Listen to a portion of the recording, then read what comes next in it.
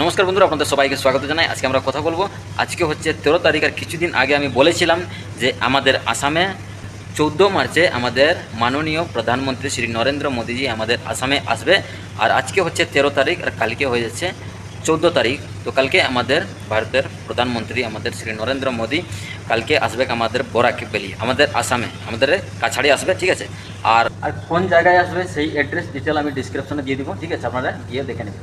কিসের জন্যে আসছে? বিনা কারণে তো কেউ কোনোদিন কোনো জায়গায় যায় না। আমাদের আসামে যদি আসছে, কোনো না কোনো উদ্দেশ্য নিয়ে আসছে। আর আমাদের মাননীয় মুখ্যমন্ত্রী হেমন্ত বিশ্ব শর্মাজি, সে এখন আমাদের আসামে অনেক কিছু ডেভেলপমেন্ট করেছে। কিছুদিন আগে সিমেন্ট ফ্যাক্টরিটি খোলা হয়েছে, এরপরে বড় একটা হাইওয়ে হয়েছে গুয়াহাটি এরিয়ায়। এরপরে এখন আমাদের গুয়াহাটি থেকে শিলচর, আগে আমাদের শিলচর থেকে গুয়াহাটি যেতে আমাদের 11 থেকে 12 ঘন্টা লাগতো, কিন্তু এখন এই জিনিসটা প্রবলেমটা সলভ হয়ে যাবে। কারণ আমাদের শিলচর থেকে গুয়াহাটি যেতে 4.5 থেকে 5 ঘন্টায় সময় লাগবে। একটা বড় একটা হাইওয়ে হতে চলেছে, ঠিক আছে। এরপরে একটা খুব বড় একটা 5 স্টার হোটেলও বানাবে বলে বলেছে, ঠিক আছে, সেটাও হয়ে যাবে।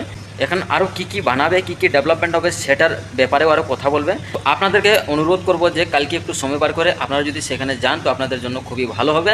কালকে সেখানে কী কী বলা হবে, কী কী উদ্দেশ্য নিয়ে আমাদের ভারতের প্রধানমন্ত্রী আসছে এবং এসেছে, আর এবং আমাদের আসামে এখন বর্তমানে কী কী ডেভেলপমেন্ট হচ্ছে, আরও আগে যাই কী কী ডেভেলপমেন্ট করবে সব কিছু কথা বলা হবে সেখানে।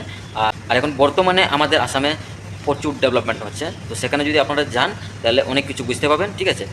তো এই বলে ভিডিওটা আমি এখানে শেষ করছি। ভিডিওটা ভালো লাগলে অবশ্যই একটা লাইক করবে, শেয়ার করবে, চ্যানেল নতুন হয়ে থাকলে সাবস্ক্রাইব করবে, ঠিক আছে। ধন্যবাদ।